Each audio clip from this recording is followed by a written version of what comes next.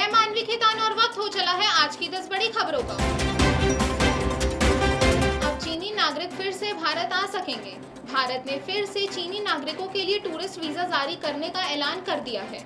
सरकार ने यह फैसला हाल ही में विदेश मंत्री एस जयशंकर और चीनी विदेश मंत्री वांग यी की मुलाकात के बाद लिया है। वहीं चीन ने भारत के इस फैसले को सकारात्मक कदम बताया है। फिलहाल भारत ने 5 साल पहले गलवान घाटी में हुई सैन्य झड़प के बाद से चीनी टूरिस्टों के वीजा पर रोक लगा रखी है। भारत आत्मनिर्भरता की ओर तेजी से बढ़ रहा है। भारतीय रेलों में रियल टाइम ट्रैकिंग के लिए स्वदेशी नेविगेशन सिस्टम नाविक बखूबी काम कर रहा है। देश की 8,700 ट्रेनें नाविक सिस्टम से जुड़ चुकी हैं और अब जल्द ही यह सिस्टम करीब 12,000 ट्रेनों में लगने वाला है। इससे भारतीय रेलवे की विदेशी नेविगेशन सिस्टम जीपीएस पर निर्भरता कम हो जाएगी।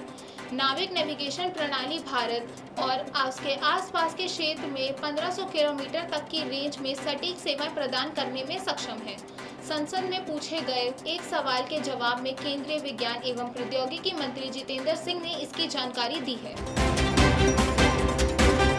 बुधवार को केंद्रीय खेल मंत्री मनसुख मंडाविया ने लोकसभा में राष्ट्रीय खेल प्रशासन विधेयक और राष्ट्रीय डोपिंग रोधी संशोधन विधेयक 2025 पेश किया।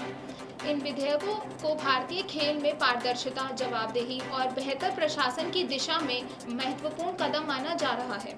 विधेयक में राष्ट्रीय खेल बोर्ड के गठन का भी प्रावधान है। विधेयक पास होने पर सभी राष्ट्रीय खेल महासंघ राष्ट्रीय खेल बोर्ड के दायरे में रहकर काम करेंगे। वहीं अब खेल संघों को मान्यता देने, मान्यता रद्द करने और फंड देने जैसे सभी कार्य राष्ट्रीय खेल बोर्ड करेगा, जबकि अब तक भारतीय ओलंपिक संघ राष्ट्रीय स्तर की खेल संस्थाओं को मान्यता देता था। देश का सबसे भरोसेमंद अस्पताल एम्स इलाज की दुनिया में नई क्रांति लाने वाला है। एम्स में अब एआई और रोबोट के जरिए इलाज किया जाएगा। इस तकनीक का इस्तेमाल रिसर्च से लेकर इलाज तक हर क्षेत्र में किया जाएगा। इसके लिए एम्स और जर्मनी की ड्रेसडेन यूनिवर्सिटी ऑफ टेक्नोलॉजी एक साथ मिलकर एआई, रोबोटिक्स और एक्सटेंडेड रियलिटी जैसे उन्नत तकनीकों पर काम कर रहे हैं।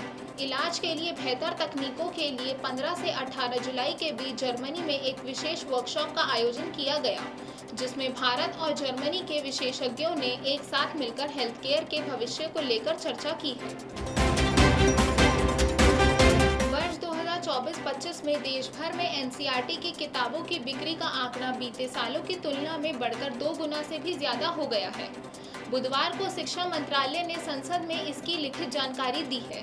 मंत्रालय के अनुसार वर्ष 2023-24 में एनसीईआरटी की 232 करोड़ किताबों की बिक्री हुई थी। वहीं वर्ष 2024-25 में यह आंकड़ा 526 करोड़ हो गया है। यह आंकड़ा एनसीईआरटी और आईआईटी कानपुर के एकजुट होकर चलाए गए एंटी पायरेसी अभियान के बाद बदला है। इस अभियान के तहत बाजार में नकली किताबों की बिक्री पर रोक लगाई गई। Tecnia institute of advance studies में नए सेशन 2025-26 में यूजी प्रोग्राम बीसीए में एडमिशन शुरू हो गए हैं। इच्छुक छात्र टेक्निया में बीसीए प्रोग्राम में एडमिशन के लिए अप्लाई कर सकते हैं। टेक्निया इंस्टीट्यूट दिल्ली की गुरु गोविंद सिंह इंद्रप्रस्थ यूनिवर्सिटी से संबद्ध है। टेक्निया इंस्टीट्यूट छात्रों को स्किल बेस्ड एजुकेशन प्रदान करता है। साथ ही टेक्निया इंस्टीट्यूट का ट्रेनिंग एंड प्लेसमेंट डिपार्टमेंट छात्रों को प्लेसमेंट प्रदान करने में पूरी सहायता करता है। सीबीएसई ने 10वीं और 12वीं की रिवैल्यूएशन परीक्षा 2025 का रिजल्ट घोषित कर दिया है। परीक्षा में शामिल हुए छात्र सीबीएसई की ऑफिशियल वेबसाइट पर जाकर अपना रिजल्ट चेक कर सकते हैं। परीक्षा का रिजल्ट चेक करने के लिए छात्रों को निर्धारित लॉगिन क्रेडेंशियल्स का इस्तेमाल करना होगा। सीबीएसई की 10वीं क्लास की पुनर्मूल्यांकन परीक्षा 15 से 22 जुलाई तक और 12वीं की पुनर्मूल्यांकन परीक्षा सिर्फ 15 जुलाई को आयोजित कराई गई थी। एनसीआर में कई दिनों से लगातार बारिश का मौसम बना हुआ है। बारिश के चलते बुधवार को दिल्ली एनसीआर का औसत तापमान करीब 4 डिग्री सेल्सियस तक पहुंच गया, जिससे मौसम सुहावना हो गया। दिल्ली वासियों को बारिश के चलते उमस भरी गर्मी से राहत मिली है। इस दौरान दिल्ली की हवा साफ रही और दिल्ली का AQI संतोषजनक 69 दर्ज किया गया। वहीं मौसम विभाग ने 29 जुलाई तक दिल्ली में हर रोज बारिश होने का अनुमान जताया है।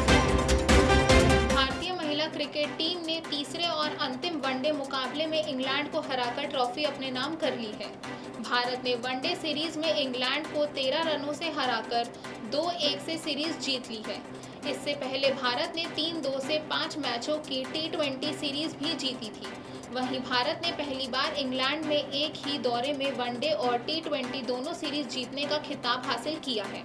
फिलहाल आखिरी वनडे मैच में भारत ने पहले बल्लेबाजी करते हुए 5 विकेट गंवाकर 50 ओवर में 318 रन बनाए, जबकि लक्ष्य का पीछा करते हुए इंग्लैंड की टीम 50वें ओवर में 305 रन में ही सिमट गई। अजय देवगन और Mrunal Thakur starrer film son of Sardaar 2 1 अगस्त को सिनेमाघरों में रिलीज होने वाली है। इससे पहले मेकर्स ने फिल्म का दूसरा ट्रेलर लॉन्च कर दिया है, जिससे दर्शकों में फिल्म को लेकर उत्साह और बढ़ गया है। ट्रेलर में हंसी का तगड़ा डोज देखने को मिला है। वहीं इस ट्रेलर में जस्सी की भूमिका में अजय देवगन नई नई मुसीबतों में फंसते नजर आ रहे हैं। फिल्म में संजय दत्त को रवि किशन और सोनाक्षी सिन्हा को मृणाल ठाकुर ने रिप्लेस किया है। फिल्म 2012 में आई सन ऑफ सरदार का सीक्वल है। आज के लिए बस इतना ही। देखते रहिए टेक्निया न्यूज़। चैनल को लाइक शेयर सब्सक्राइब करें।